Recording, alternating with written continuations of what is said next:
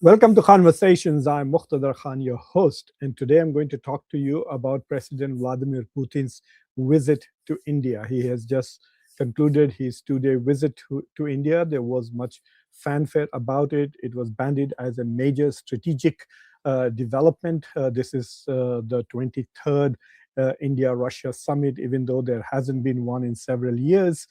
And this was a major visit by Putin.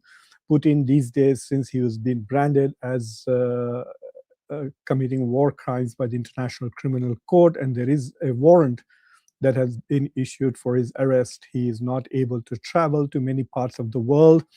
Apparently, he can only go to the countries who don't seem to respect international law, which would be the United States and India. I mean, he could, and China, of course, where he was there just a couple of months ago. But Putin, unfortunately, could not even go to the BRICS summit or the G20 summit this year. Has clearly made a big deal out of it, and I think it was a big, shall we say, win for Putin because he was able to go to the world's biggest democracy, one of the top five economies in the world, be welcomed with such pomp and show. And so for him, it was a big diplomatic victory. He can send a message internationally to Europeans and Americans that your efforts to make me a pariah and to marginalize me has completely failed. And he's also able to send a message to his own people as to how important a world leader he is, because he is accepted by one of the rising powers on the international stage. But there was a lot more, shall we say, expected of this forum. And so when I actually looked at the final statement that was issued by, there were lots of achievements. Seems to be a lot of agreements on several issues, and I will quickly summarize what they have all agreed upon. So they have, affirmed the special and privileged strategic partnership between the two countries, uh, and they have also. Uh, Besides affirming the strategic partnership, they have continued to use the phrase that this is essentially a long-standing partnership based on trust and mutual respect.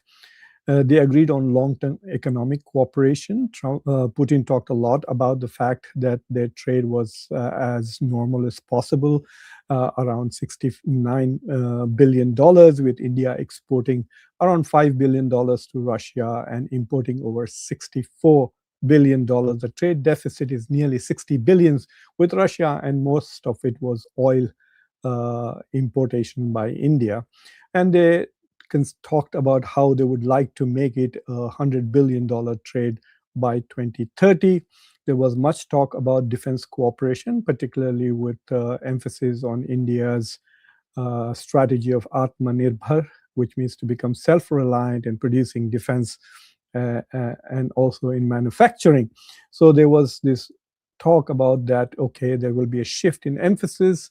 Rather than Russia just providing weapons to India, Russia will now be providing India with technology transfer, so there will be joint production and joint research. But what is not very clear is where will we see this joint research and joint production. Before Putin's visit to India, there was much talk about as to how India still needs to receive some of the S-400 anti-aircraft missiles that they had already purchased, missile launchers that they had already purchased from Russia. They're waiting for it. S-400 performed phenomenally well in the recently concluded military engagement with Pakistan called Operation Sindoor. And then there was talk that perhaps India would gain technology from the S-500, the next iteration of this particular weapon. And also there was much talk about joint production of Su-57, the fifth generation fighter that Russia has produced, which according to some people might even be better than America's own F-35. It is certainly more cheaper. So India is, apparently going to be gifted. This was the talk that India would be basically gifted this advanced technology by the Russians as part of the deal, and India would then manufacture them jointly, even do research and try and improve upon them. Not much has been said about that in the final statement. Neither S-500 nor Su-57 were mentioned in the joint statement. Uh, there was this announcement that India is going to lease a Russian nuclear submarine, and that deal has been signed for $2 billion, and that will be happening in the next 3 years. And so their focus was on connectivity, India becoming more involved in the north-south trade corridor, India also becoming more involved in the Eurasian Economic Forum. So there was talk about India becoming an important trading partner. But from the defense perspective, it was very surprising that there were no major announcements. It is very clear that Prime Minister Modi had one important gain about essentially India indulging in some manufacturing in Russia and some other fertilizer related cooperation and pharmaceutical cooperation. Plus, it was mooted that a lot of Indians would get to go to Russia and work in Russia. So these are some of the discussions that are going on. There is no clarity whether Indians who will be going to Russia will be migrating to Russia to settle in Russia and become Russian citizens, or will they be just temporary workers who will go and work there for a few years and then come back to India. So those details, I guess, will be worked out when they will be worked out. But uh, I think Prime Minister Modi got much less out of this. Obviously, there is a big diplomatic show put on there, which makes the population generally think that India is a great power now that Putin has visited India. And so the media hype was pretty high. So often there is gains for the horse from the media hype. But there was also this talk about strategic gains, and that's what I want to focus upon in this discussion as to what strategic gains, if any, there were for India. For Russia, yes, there were some gains. For example, Russia was trying to basically cajole India into resisting America's pressure to stop buying Russian oil. And so he said that we will continue to provide you with our energy sources, whether it is gas or oil or even coal. So uninterrupted supply of energy from Russia to India was the promise that Putin made. But the question is, will India keep up that promise and buy the oil, given the fact that America has imposed secondary sanctions on Russian oil manufacturers, Russian refineries, and anybody who buys Russian oil? Not only that, but in America has also imposed 25% additional tariffs on India, which are hurting India's manufacturing and exports to the US, as undermining US-India relations. And so will India go against that? So far, the statistics shows that that is changing. So nevertheless, I don't see much gains for India from this particular meeting, but there was a lot of gains for Putin. For him, it was another essentially signaling to Europe and US that their attempts to make him a pariah or make him a marginal player in international affairs is a failure, since he's able to now go to China as well as India. But he also got this opportunity to basically expose the hypocrisy of some of the Western countries, which are imposing sanctions on others for buying Russian energy while they themselves continue to buy. Trump, he made a big deal out of identifying the fact that America was still buying nuclear fuel from Russia. Now, the point is that the amount of money that America is providing to Russia for nuclear fuel, which is a necessity for the US, is less than $1 billion, whereas what India was doing was not only buying oil from Russia in the excess of $60 billion, but also profiteering from it by re exporting it to Europe and other places, including New York. And that was irritating some Europeans who are focused upon Ukraine's success in the war. But nevertheless, for Putin, this was success in some ways. But let's ask the question, what were the strategic gains, if any, for India? There seems to be this understanding in India that this is a way of, somehow showing up the US and sending a signal to Washington that we have strategic alternatives. So, what is the signal that India is trying to send to Washington? That if you don't reduce the tariffs on our exports, we will become more chummy with Russia. I mean, can you get more chummier than this? Uh, Plus, I have some serious questions about this claim that Russia is the best friend of India, trusted, because during Operation Sindoor, it was very clear that China stood more steadfastly with Pakistan, providing weapons before the conflict began right away, and also providing real time intelligence to Pakistan during the conflict. This is a claim that India made, and also providing diplomatic support for Pakistan after the conflict when India tried to bring the issue up in various multinational forums like the FATF meeting or the UN Security Council, World Bank, and IMF, and other places. We did not see the same degree of support from Russia for India during the Operation Sindoor. In fact, one of the laments from the Indian government and the population after Operation Sindoor was how lonely India was. So, where was this trusted and proven friendship of Russia? Because Pakistan claims that China is a trusted and proven friend, and China did prove that during Operation Sindoor, but Russia was Russia's support for India during that conflict was not the equivalent or anywhere near what China's support was for Pakistan. So I want to ask this question really, this whole talk about we are trusted friends and longtime friends, is it really valid? The second point that I want to raise is that India has provided no material benefit other than buying oil and supporting Russian economy, and actually benefiting from it because the oil that they buy from Russia is highly discounted.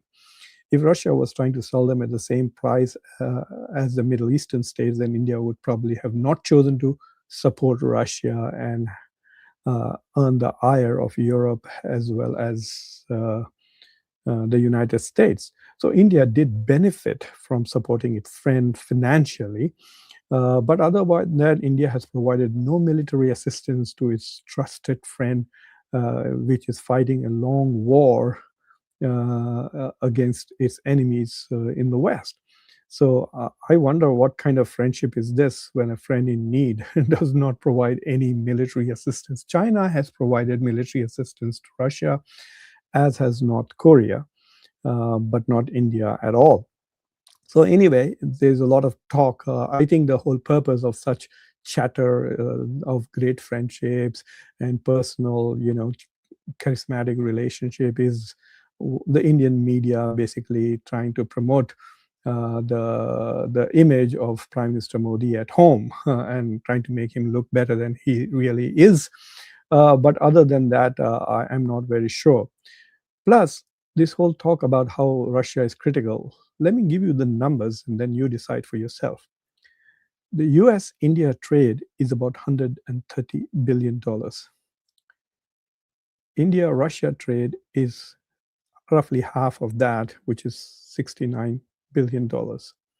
India has a trade surplus of $40 billion with the US. India exports $80 billion worth of goods to the US. India imports $64 billion worth of oil and exports only 5. India's exports to its best friend Russia is $5 billion. India's exports to the US is $80 billion. That is enormous. Okay, it's enormous. It's 16 times. And then the total, uh, look at the deficit. India has a huge deficit with Russia. Russia is not buying anything from its friend. Russia is not buying anything from India. Whereas America is buying $80 billion from India. It contributes to America. So forget about the trade, but look at the amount of people who work in the US, the amount of billions of dollars of remittances that come from the US to India, the hundreds of thousands of students who come to America, and the who have millions who have come here and settled in in the US. Literally, there are 5 million Indians who are settled in the United States. You can see Indians in the government of the United States. Kash Patel is the director of FBI, and the head of AI in the White House is also from India, and so on and so forth. So you can see that there are many such prominent connections between India, and the US. You can't name anybody important in the Russian administration who is of Indian origin. Indians don't aspire to go to Russia and settle in Russia. So I think there's a lot of hype over India-Russia relations compared to the United States. It's quite insignificant. Let me put it very bluntly, compared to India, US relations is quite insignificant. In order to make the argument, people have to go back to 50 years, 1971. But it was a different India. It was an India ruled by Congress of secular values and democracy that cared about non-aligned movement. And that was the India that in 1971 was so staunchly supported by the Soviet Union. But the India of today is not the India of 1971, and Russia of today is not the Soviet Union of 1971. Uh, Besides that, if the message was to send America, I don't think America is going to panic. There will be greater irritation in Washington if India continues to buy Russian oil, which it has stopped.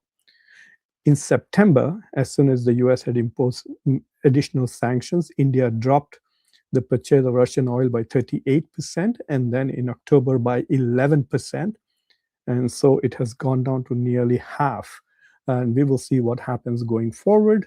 Unless the war stops or there is some kind of a bilateral trade agreement with the US, I don't see that 50% tariffs going away, unless India can convince the US that it has completely stopped buying Russian oil.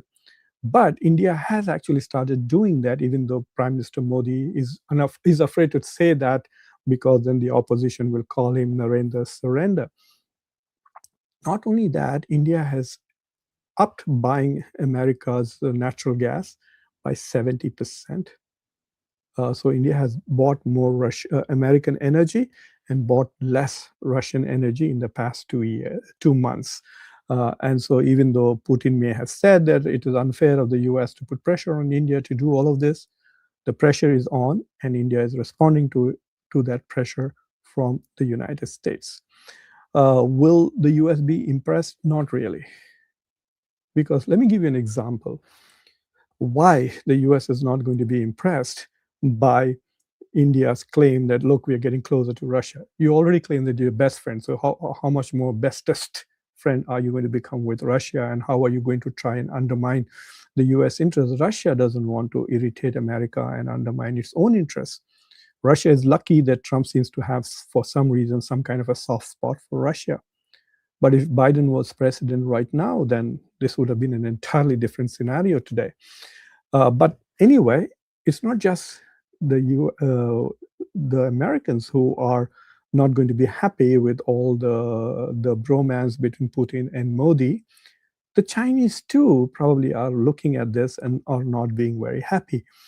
So the India-China triangle, India-China-Russia triangle is quite critical for India, because if Russia becomes weaker and weaker because of the war and the sanctions, then Russia will become a much more of a vassal state of China than ever before. So the more weaker Russia becomes, the stronger China's influence in Russia, which then undermines India's interests. China will have 3 nuclear power vassal states: Russia, Pakistan, and North Korea. India will have none. So for India, in a way, it is of strategic importance to India to undermine or at least balance China's growing influence in Russia. So if India stops buying Russian oil, its influence on Russia is going to decrease. So that is the question. So that did this meeting strengthened India's influence over Russia or weakened it? Yes, if India were to buy Su-57 in large numbers or buys S-400, S-500, which at the moment Russia is not in a position to deliver any of the armaments, whatever it wants to make, it wants to use it in the war with Ukraine. So getting weapons supply from Russia, even the S-2 batteries of S-400, which India has already paid for, haven't been delivered yet because Russia cannot spare them. So I'm not very sure whether Russia may agree in principle to say, oh, we'll give you technology, etc., because they're in desperate need to sell something. But buying serious weaponry from Russia will then tie India with Russia, and India will become once again deeply dependent for another 20, 30 years on Russia. If India's next generation of fighter or the next generation of India's air force is made in Russia, then that's it. If India's air defense systems and if India's air force are both made in Russia, then India will not be out of the Russian, shall we say, ecosystem. And so it will always put a question mark on India's ability to have even more closer strategic relationship with India. It is quite possible that India can wait Trump out, and after 2028, it's quite possible that the new president who comes in Washington, who may not be that obsessed about winning a Nobel Prize or insisting upon things that India wants, because until recently there was a bilateral, or shall we say, a kind of a consensus in Washington that India was an important partner, important ally. It's now only that the MAGA is turning against India. The conservative, right-wing conservative nuts in the United States are turning against India on H-1B issue, on migration issue, on India's support for Russia, and so on and so forth. But otherwise, the elite in Washington still thinks of India as an important partner, a tech partner, a source of talent from India. H-1B is also considered very important by most people in the industry. So it is quite possible that India's relationship can be restored to what they were in 2024 before Trump got elected after Trump's term. So would India want to preclude that possibility by being fully tied to Russia? I'm not very sure about that. So I suspect there will be a lot of chatter and talk about Su-57 and S-500, but there may not be any major deals coming through. And finally, if you actually look at the last 4 years, India has bought more weapons from France and the United States and Israel than it has from Russia, partly because Russia is at war and does not have anything to spare. But India has been trying to diversify its procurement and reduce its dependence on Russia. And if you were Russia, would you like that? Would you like that your trusted and proven partner, whom you have supported well, since its birth in 1945, would you be supporting? Would you be happy if that country stops buying weapons from you and starts looking towards the West and other places? So these are some of the issues that have come up. And there was also one particular issue which was a bit troubling, because usually when foreign heads of states come for ceremonial purposes and otherwise, the leadership of the opposition is also invited to meet. So when Manmohan Singh was Prime Minister, Sushma Swaraj was invited to meet visiting heads of states, and also on many occasions, even Rajiv Gandhi, I think, supported Atal Bihari Vajpayee's presence in international forums. But here, Modi is afraid to be on the same forum with Rahul Gandhi. He's probably afraid that Rahul Gandhi may outshine him. I guess quite an insecure prime minister. So it was quite. It was not, shall we say, kosher for India to be excluding the leader of the opposition from any interactions with the foreign. But Putin won't mind, because for him this makes India more like Russia, more authoritarian and less democratic. So he probably understands this and is willing to go with that. So, in many ways, I think this was a very important event for Putin. He gained a lot of, shall we say, propaganda value from visiting the world's biggest democracy and one of the top major rising powers in the world, and to be feted in such a fascinating way. So for him, it was good. I'm not very sure what the gains are for India in the international arena from this. Yes, domestically, it kind of shows up. People in India, I don't know what they think, that, oh, now India has become a major power because Putin came to India. So the sign that India is a major power is Putin visiting India. So for them, it was that kind of propaganda stuff, mostly by media, unwilling to ask tough questions at all. So, for example, during the entire coverage, whatever coverage I saw in India, there was no discussion of the exact amount of decline of India's purchase of Russian oil. And there were no serious questions asked at all about the peace process between Russia and Ukraine and the US. There were no serious questions also being asked about what's happening to the bilateral trade agreement. Will there be an impact of this visit of Putin on India's negotiations with the United States? If you look at the final statement, it says this meeting was at the invitation of Prime Minister Modi. So is Prime Minister Modi trying to send some signals to Washington? Is this being used as a leverage in the bilateral trade negotiations with the US? And one final thing, that there was a diplomatic setback for India because the ambassadors of Russia, Germany, and France. Remember, there are lots of Indians who talk about France as if France's veto power is India's veto power. France is such a great strategic partner. Well, the French envoy, the German envoy, and the British envoy got together and wrote an opinion article in the Times of India criticizing Russia in very strong terms for the war in Ukraine. Of course, the Russian ambassador also responded in the same newspaper. So India's newspapers became a battleground, essentially, for the diplomatic war between Russia and Europe. But it is very clear that Europe was sending a signal to India that it is not very happy with this particular meeting. And I don't know how that helps India's interests, especially when India is currently trying to negotiate a bilateral agreement with Europe, a trade agreement. So I'm not very sure whether that really advances India's interests or not right now. And so there have been some developments, and as I said, it might be a small win for Modi on the domestic front, but it was a big win for Putin, both on the domestic as well as the international front. So thank you for watching Conversations. If you have liked this video, please subscribe to the channel. Definitely like this video, press the bell icon, and don't forget to share this video with your socio-political network. If there are some interesting questions, I would love to answer them. Other than all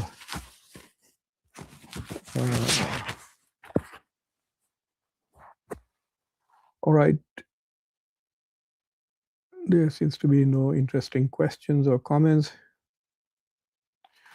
There's one from Bihar Babu. India may require, what does it say? India may not require external support if our country develops indigenous military industrial complex as capable as Russia's. Of course, but it's easily done. And so, I mean, this is just dependency. And if you look at what happened in Operation Sindhu from India's side, no one talks about the performance of Tejas or any Indian weaponry in that. The only thing that people talk about was BrahMos, which was essentially a joint production with Russian technology, and S-400, which performed very well. In fact, the whole war between India and Pakistan, the 4 days, is all about Chinese weapons versus Russian weapons, actually. And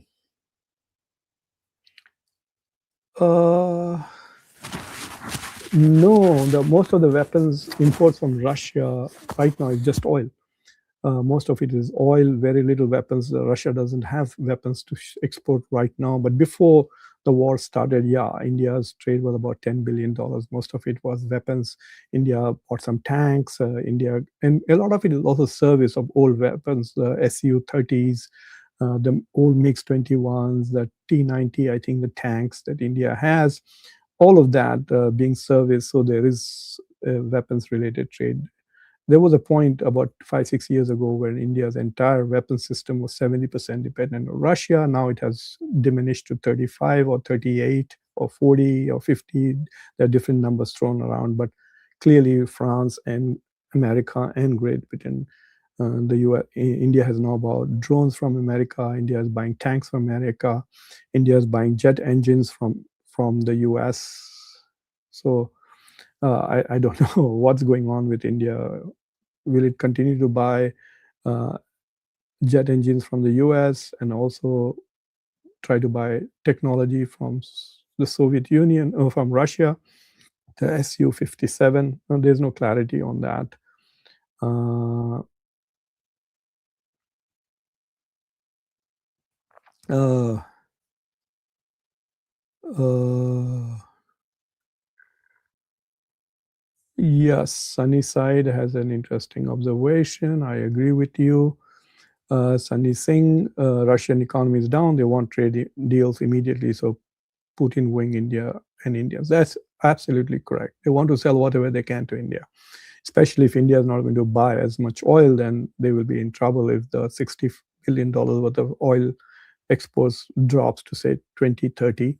India is trying to select those companies which are not yet sanctioned and trying to diversify or procurement of crude oil from Russia. I'm sure they will find different ways to smuggle the oil. Also, even though UK and the US are imposing sanctions on the so-called shadow fleet of Russia, then the Russians will find another way to export oil if India is willing to buy that. Take that risk of further upsetting the Western countries. Uh,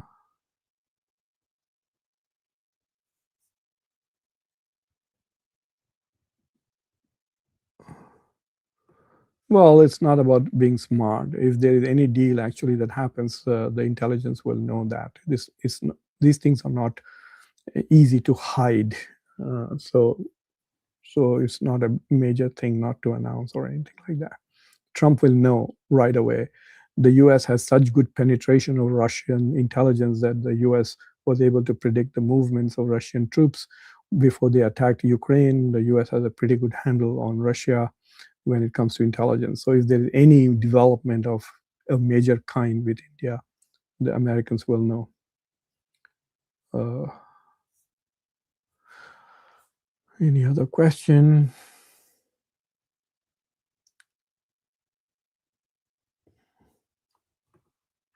Okay, there's something from Umesh Naidu says Dr. Khan, right from the 50s, Indo-Russian relation was not so goody-goody. The strategic agreement signed in 1971 now does not have clause 9, which spells support for each other in case of any war. That's a good reminder. Thank you very much, Umesh Naidu. I think this is too much of hype on India's part. You know, every time that Donald Trump used to meet Modi, they used to say, oh my God, there's so much friendship, there's so much charisma, charismatic relationship and this and that. What happened to all of that? Nothing. All of that went down the tube in the last few months, right? All the hype. In fact, there were havans taking place in India. People were praying for the win of Donald Trump. So it's just this kind of a hype. There was so much hype in August when Modi went to China, and there was that, you know, the video of Modi and Putin and China standing together. There was this all talk, America is finished, RIC, Russia, India, China is now alive. There's this, India's master stroke, Modi's great stroke, you know, the Chaitanya, what is the Chanakya Niti, and all of this talk was going on at that time. Look what happened. Just one woman traveling from Britain to Japan via Shanghai completely upset the so-called wonderful, miraculous diplomacy that Modi was indulging in when he was in China. And India's China relationship suddenly became very bad in the last 2 weeks. So all this hype is just hype, you know. And if tomorrow, if India stops buying Russian oil, then in order to reduce the 25% tariff that America has imposed, then Russia is not going to be happy with that, and it'll turn more towards China.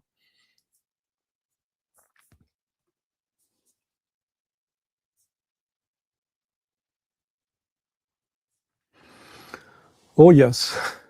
Yes, you're very right, Umesh. Umesh is making good points today. Dr. Khan, Putin is not entirely happy with India as we don't openly condemn Ukraine and support the current. So this visit was more of a foot. I agree with you to a great extent. And I was on Satya Hindi and other shows in Hindi, and the way I was describing this whole thing was "Naam bade darshan chote," if you understand the phrase. So much ado about nothing, really. So, but you're right. India did not support America. India is just taking a neutral position. We stand with peace. What does that mean? That means you're against Russia's war in Ukraine. Can't you say that if you are? So Modi, I don't know. It's just a diplomatic way of saying, look, we don't want to say anything about this, and that undermines India's international credibility. If you want to be included in the Security Council and become some big kind of source of global peace. If you look at the three major conflicts that are on at the moment, the Middle East conflict in Gaza, the conflict in Russia and Ukraine, and the conflict in Taiwan, India is nowhere. India is not relevant to any of these conflicts. Uh, just a couple of days ago, I published an article in the Frontline magazine. So those of you who have access to it should go take a look at it. If you don't have Frontline, I posted screenshots of the article, and you can see that on my website. On not on my website, on the YouTube channel, it has a section called Posts.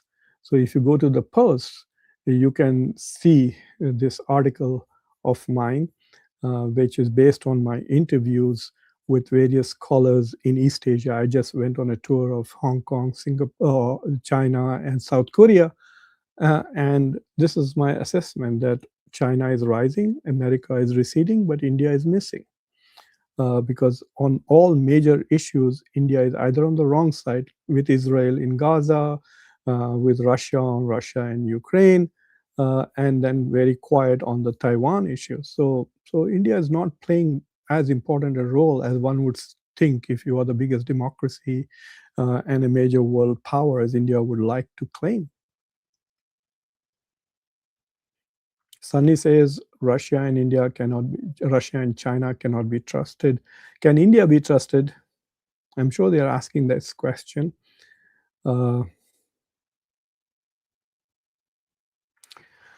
all right, Umesh. Now I disagree. Dr. Khan, come on, Rahul can't outshine Modi in any format. Otherwise, Congress would not. Not really. Congress could look at the performance in Bihar. You think that the Bihar government has performed? It's the worst state in the world. Bihar is the poorest place on earth. It's worse off than sub Saharan Africa. Go and check. The worst state when it comes to GDP per capita, the worst state when it comes to education, worst when it comes to unemployment, in terms of development, not just in India, but all over the world. Yet they voted for Modi. Why did they do so? It is more out of hatred towards minorities and Muslims, etc. It's about this cultural wars that Modi is fighting. That's why he's winning, not for good governance. And if Modi is not afraid of being, if that Rahul might outshine him, then why didn't he invite him? India looks more democratic. You can see opposition leaders here in the US being invited all the time to meet with when the state dinners are happening. I mean, can you imagine this? You have a formal event and a member of your parliament, the leader of the opposition, is not invited. That tells you either you're very petty and small minded or you're afraid. You decide whether what you want to pick.